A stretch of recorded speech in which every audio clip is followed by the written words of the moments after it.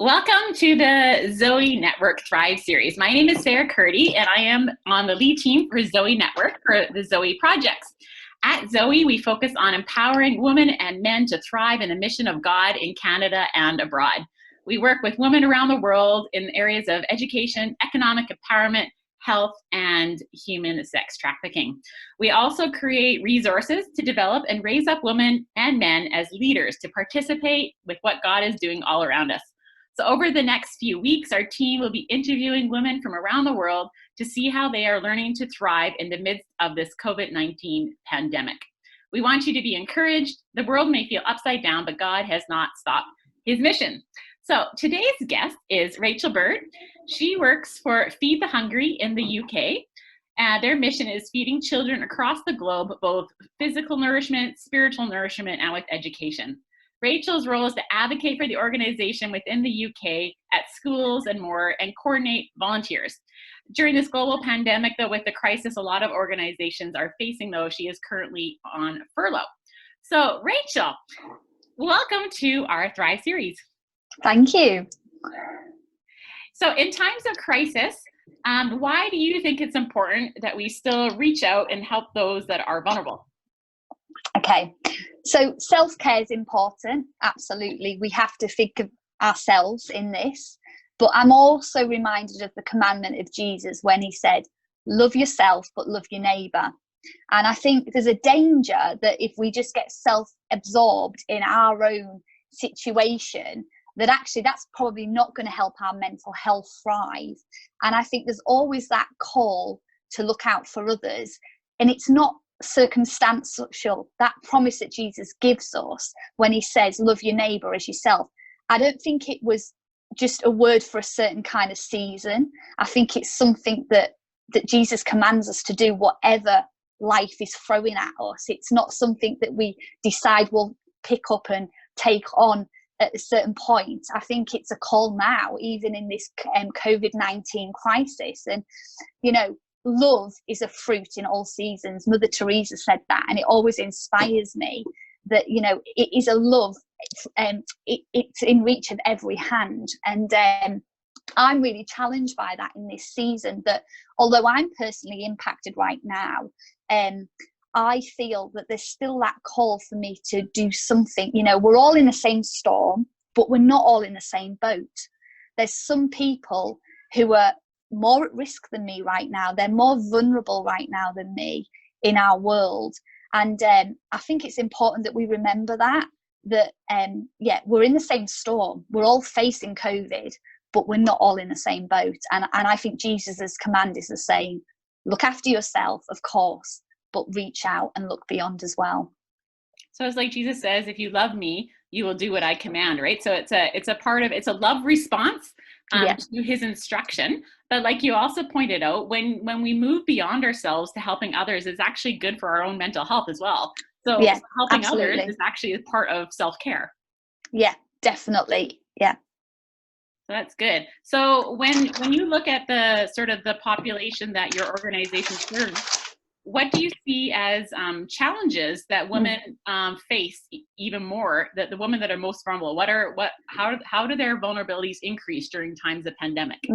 Yeah, well, you know, they're challenged anyway. That's the reality. But you know, you look at the guidelines that have been given by the World Health Organization. You know, wash your hands, keep social distance.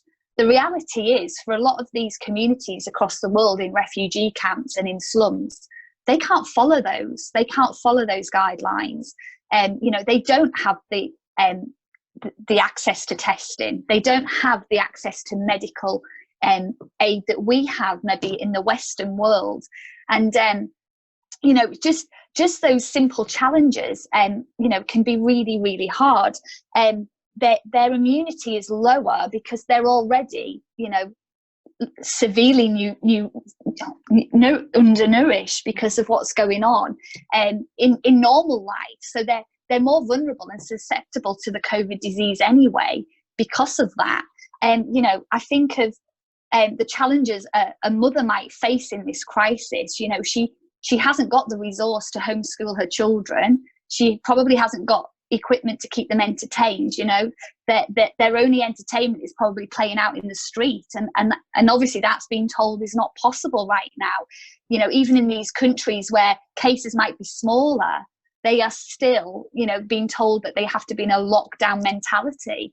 I think about the level of fear they must face, knowing they're more vulnerable.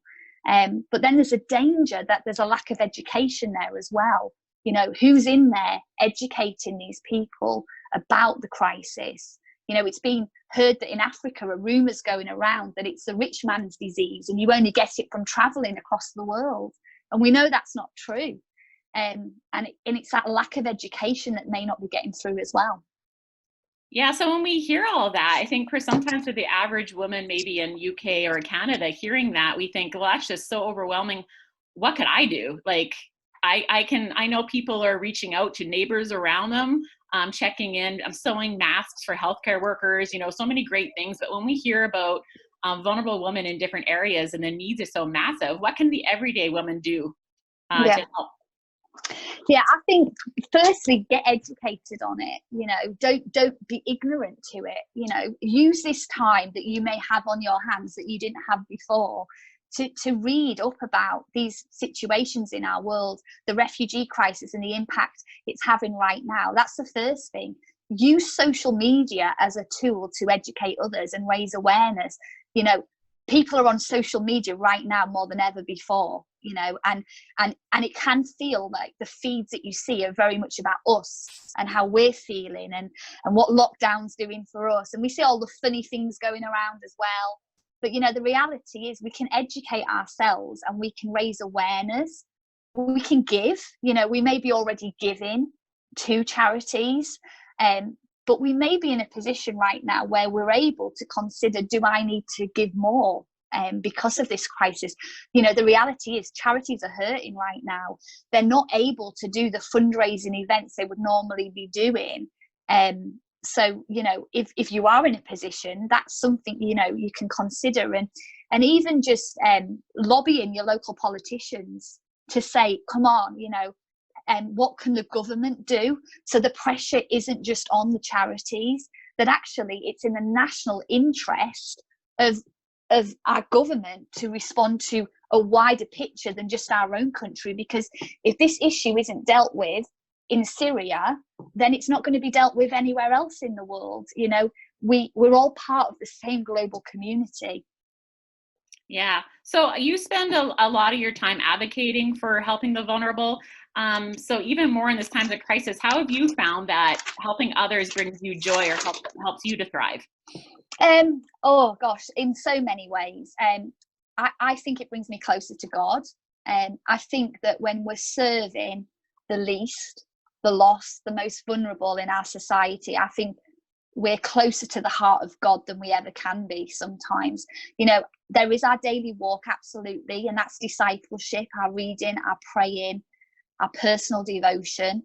But I think it's intimacy with God, but it has to be involvement too. Because I think if we're truly a disciple, if we're truly intimately connected with God's heart, we cannot not get involved. Does that make sense? It's not an either or, it's both.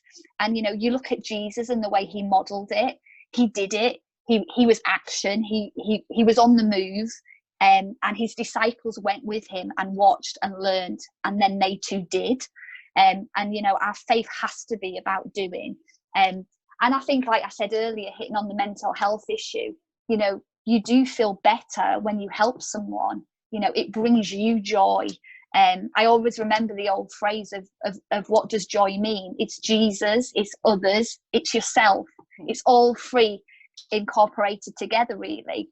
And I always remember that starfish story of making the difference to the one. You know, it can feel so overwhelming when we look at the needs in the world, and we can feel really heavy-hearted. But actually, if we look for a really simple outlet, it can release that burden that we carry. And it doesn't have to be big things. It can be small things with great love. Yeah, so you're also a mum. You've got, are they 6 years old? 6-year-old twins? Yes, that's right, yeah. And Ruby is now what, 13? 12. 12. I can't believe it. That makes me feel old. So what kind of things can you do as a mom to get your children thinking about others? Okay. Well, I think you have to be intentional as a parent. It doesn't just come, you know. I think I can forget. I think my children might know things about our world and actually they don't. So I think you've got to be, as that primary caregiver, you have to be intentional with them. You have to be the one that educates them. Don't assume someone else is going to do it. And I think giving them that bigger world view from when they've been young. And I think for us, it's giving them tangible expressions to be involved. So, you know, with the charity I run, I can get them engaged with food packing events where we send food aid over to different countries. And, you know, we have all generationals come and do that. We get them involved with making kindness kits up to go to refugees in Syria for another child. You know, we sponsor children across the world so they can be involved with writing letters to children, and be part of a journey of another child growing up, and just seeing that comparison, taking them on family mission trips. But in this season, obviously, some of those things can't happen, but it's looking, well, maybe what can we do closer to home? You know, teaching them to just go and do some baking and drop them off for a neighbour. Put a nice message on the door for the postman right now, who's putting himself at risk every day delivering the mail. And I think it's important to encourage them to pray as well, that prayer becomes part of it for them. You know, every time they go to bed at night, they pray for the children we sponsor. So it doesn't have to be earth-shattering things.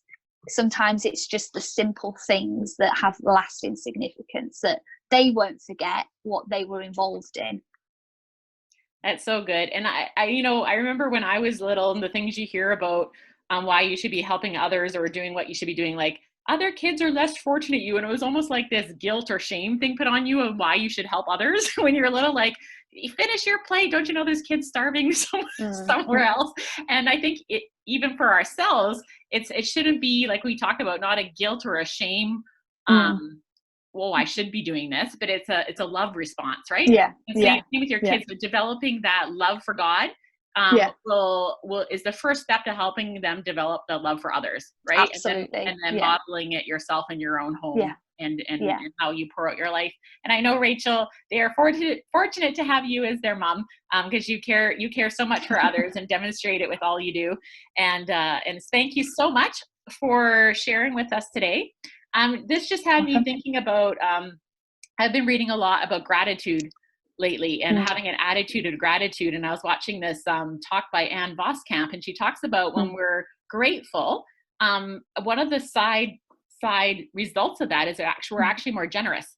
And so when we spend time counting our blessings or remembering this is what I'm grateful for today, our heart is repostured, and we remember we do have blessings in our hands, and God has provided for us. And so therefore I don't have to hold on so tightly. I can let go and spread that out. So it's so important to be also looking to God and to looking for others. And like you said, also making sure we're taking care of ourselves as well. Yeah, perspective is everything, isn't it? And it's how we choose to see things. And we can choose to see them one way or the other.